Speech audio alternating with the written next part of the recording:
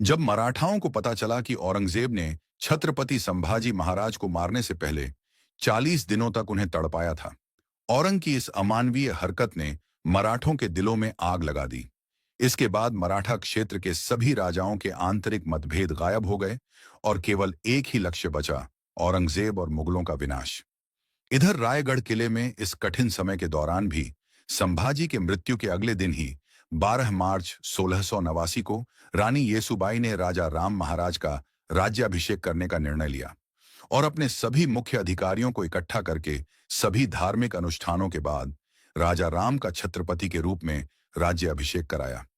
ऐसा करके उन्होंने मुगलों को एक कड़ा संदेश दिया कि मराठा साम्राज्य अभी भी मजबूत है और लड़ाई लड़ने में सक्षम है, उनका छत्रपति अभी भी जिंदा है। इधर औरंगजेब को जैसे ही यह खबर मिली, उसने अपने जनरल जुल्फिकार खान को मराठा राजाराम को पकड़ने का आदेश दिया। राजधानी किला रायगढ़ को जीतने के लक्ष्य से जुल्फिकार खान 15,000 से अधिक की मुगल सेना लेकर निकल पड़ा। इधर राज्य अभिषेक के लिए मराठों का पूरा शक्ति आधार रायगढ़ में एकत्र था। जैसे ही सबको आक्रमण की खबर मिली, तो रानी येसुबाई ने तुरंत सबको सुझाव दिया, यदि मुगलों ने हमला किया और हमारी सारी शक्ति अधिकार एक साथ पकड़ी गई, तो यह हमारे भविष्य के लिए घातक साबित हो सकता है। आप सब जल्द ही यहां से निकल जाएं। लेकिन तभी संताजी ने कहा, महारानी, आप सब और हमारे राजा का क्या? नहीं, हम लोग अपने महाराज को अकेले नहीं छोड़ सकते। फिर महारानी येसुबाई ने कहा, मैं किसी तरह राजा राम महाराज को यहां से बाहर निकलवा दूंगी। आप लोग बस जल्द निकल जाएं, ये रानी आदेश है। रानी येसुबाई ने सुझाव दिया कि राजा राम महाराज को अलग अलग गढ़ों से लड़ते हुए बाहर निकलना चाहिए। फिर उनको अंत में जिंजी में जाकर सुरक्षित रहना होगा, क्योंकि जिंजी का किला एक अभेद किला था।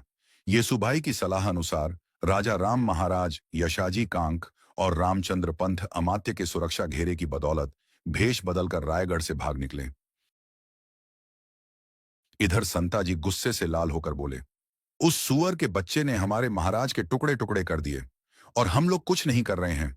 इतिहास हम पर थूकेगा। फिर धनाजी ने कहा, आप और आपका कुल महान है संताजी। मैं आपको शीश झुकाता हूं। आपके पिता मलहौजी भी वीर गति को प्राप्त हो गए संगमेश्वर के युद्ध में। लेकिन आप उनको भूलकर सिर्फ अपने महाराज और अपने मराठा के लिए सोच रहे हैं। अब आप जो बोलोगे वही होगा। फिर क्या होना था? अब ऐसी आग लगने वाली थी कि औरंगजेब की नींद उड़ने वाली थी।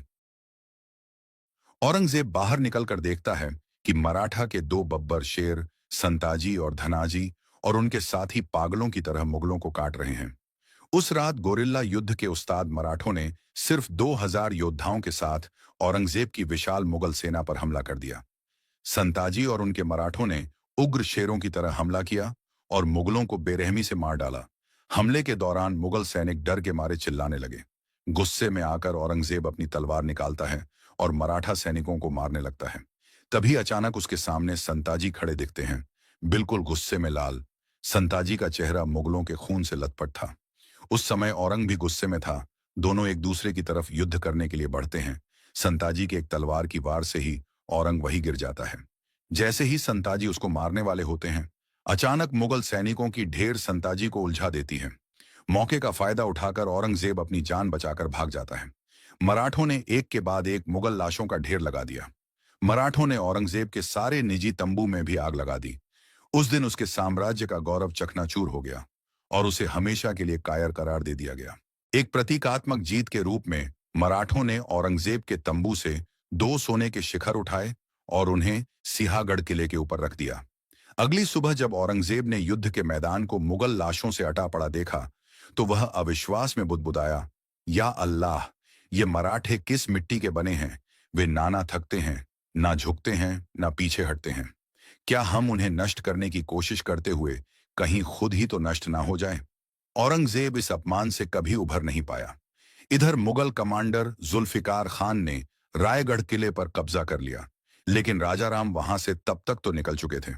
लेकिन मुगलों ने संभाजी राज्य की 2 माताओं, उनकी पत्नी येसुबाई और दादी छत्रपति शिवाजी महाराज की पत्नी सकब्बाई के साथ उनके पुत्र शाहू जी को बंदी बना लिया। जुल्फिकार खान तुरंत सभी कैदी को औरंगजेब के पास ले गया। जैसे ही यह खबर संताजी को मिली, उन्होंने रायगढ़ किले पर हमला कर दिया। मराठों ने जुल्फिकार खान की सेना को काटकर रायगढ़ किले पर भी कत्लेआम मचा दिया और मुगलों का बेशकीमती खजाना, घोड़े और 5 हाथी अपने साथ पकड़कर पन्हाला लेकर आए। इस तरह कई गोरिल्ला युद्ध ने मुगल सेना का मनोबल तोड़कर रख दिया, क्योंकि मराठों को जब भी मौका मिलता वह मुगल सेना को चीर के रख देते। अब बारी मुकर्रम खान की थी, जिसने छत्रपति संभाजी महाराज को छल और धोखे से कैद किया था।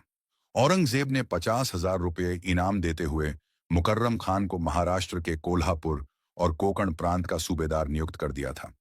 संताजी और उनके मराठों ने यह प्रण लिया कि चाहे कुछ भी हो जाए, पर उस मुकर्रम खान को जिंदा नहीं छोड़ना है।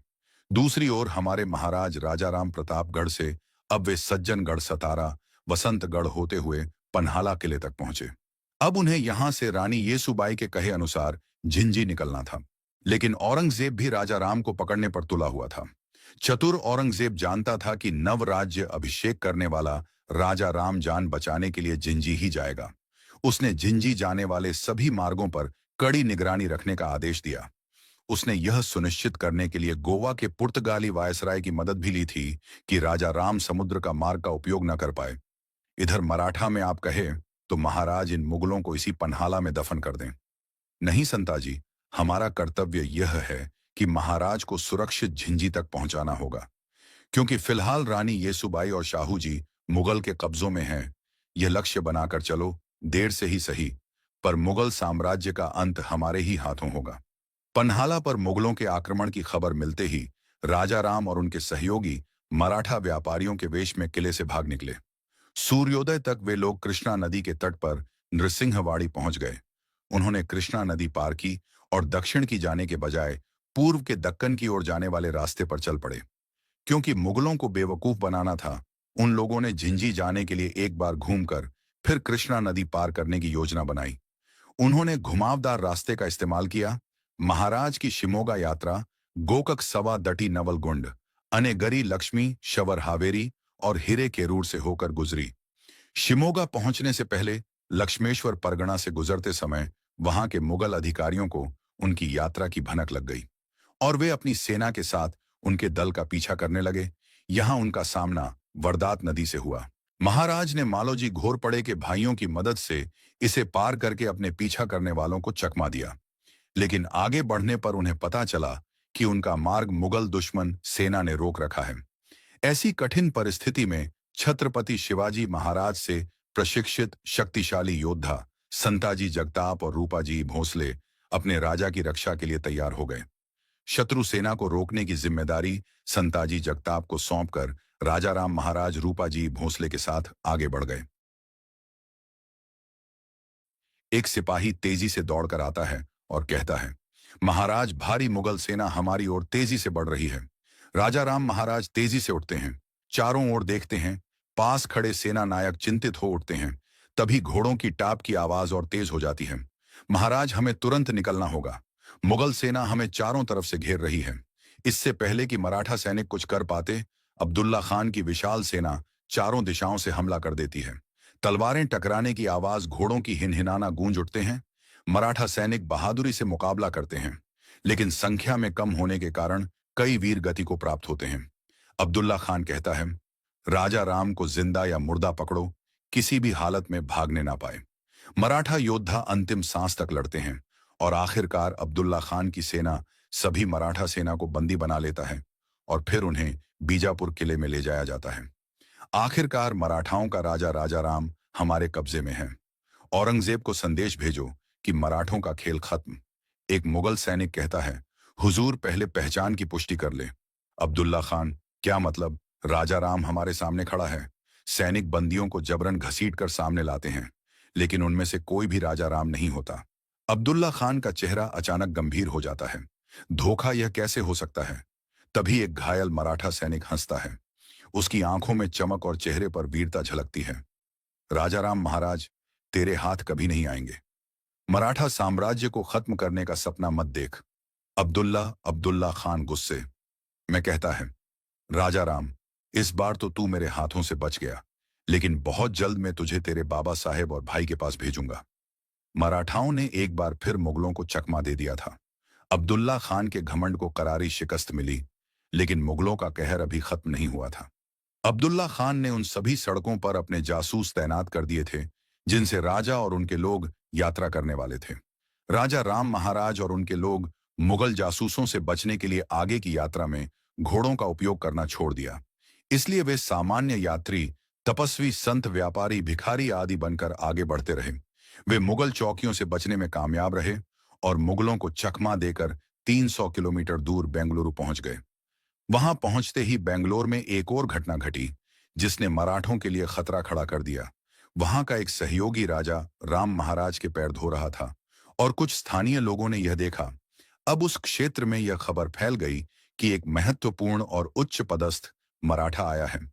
देखते देखते यह खबर जंगल में भीषण आग की तरह फैल गई और स्थानीय मुगल थानेदार तक पहुंच गई। यह बात वहां पर स्थित खंडो बल्लाल को पता चल गया। उसने मराठों को सतर्क कर दिया। खंडो बल्लाल ने राजाराम महाराज से अनुरोध किया कि वे अपने अधिकारियों को इकट्ठा करें और दूसरे रास्तों से चले जाएं। मुगलों को भटकाने के लिए खंडो बल्लाल और कुछ अन्य लोग यहीं रुक गए। जब थानेदार पूछताछ करने आया तो उसने पाया कि महाराज वहां है ही नहीं। इसलिए उसने खंडो बल्लाल और अन्य लोगों को जंजीरों में जकड़ दिया और पूछताछ करने लगा। हुजूर, अगर राजा राम यहां होता तो मैं खुद आप सबको सूचित कर देता। तुम्हें क्या पागल कुत्ते ने काटा है जो तू अपने राजा को अफसाएगा? बल्लाल ने कहा, राजा राम का परिवार मेरा भी दुश्मन है। उसके भाई शंभू राजे ने मेरे पिता बालाजी आवाजी को हाथी के पैरों से कुचलवा दिया था। मुझे भी उससे बदला लेना है। किसी तरह मुगलों की नजरों से बच बचाकर राजा राम महाराज और अन्य लोग घोड़े पर सवार होकर तकरीबन 35 दिन का सफर करते हुए आखिरकार झिंझी में प्रवेश कर गए।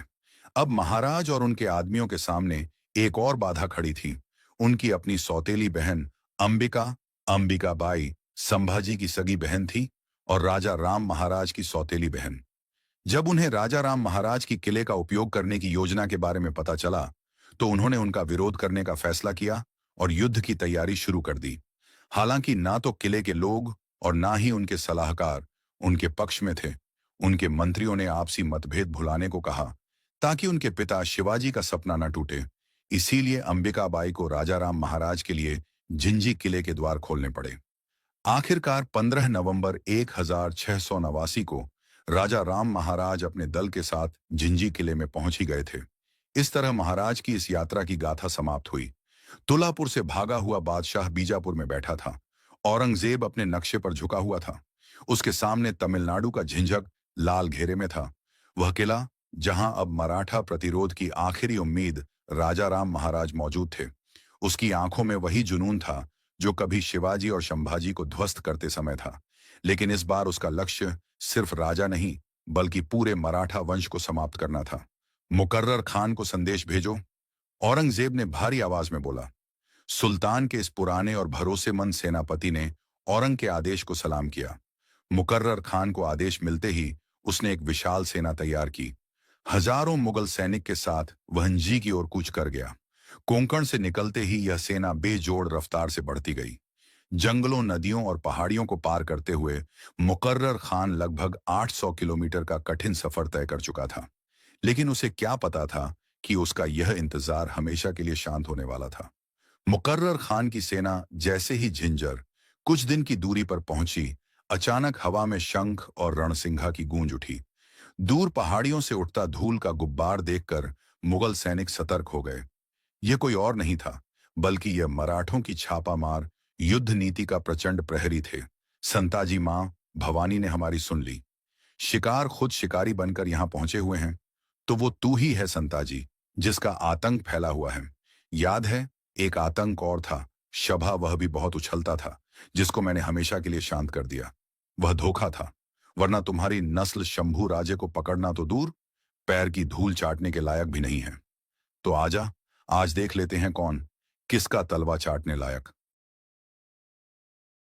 दिसंबर 16,689 के अंत में मराठा सेना ने मुकर्रर खान की विशाल सेना को गाजर मूली की तरह काटकर तबाही मचा दी। भयंकर युद्ध के दौरान संताजी घोरपड़े ने व्यक्तिगत रूप से मुकर्रर खान के साथ युद्ध किया। जब मुकर्रर संताजी का सामना नहीं कर पा रहा था तो वहां से भागने लगा। संताजी ने उसका पीछा किया। मुकर्रम खान, तुझे मैं मृत्यु के घाट नहीं उतारूंगा। जिस तरीके से तुमने हमारे महाराज को 40 दिन तड़पाया था, उसी दर्द को आज तू महसूस करेगा जब बच सकता है तो बच ले। मुकर्रर खान के घाव इतने गंभीर थे कि उसके बचे हुए सैनिक उसको उपचार के लिए ले जाने लगे, लेकिन मुकर्रर खान की वही दर्दनाक मौत हो गई। मुकर्रर खान की मौत के साथ मराठों ने छत्रपति संभाजी महाराज की शहादत का बदला लिया।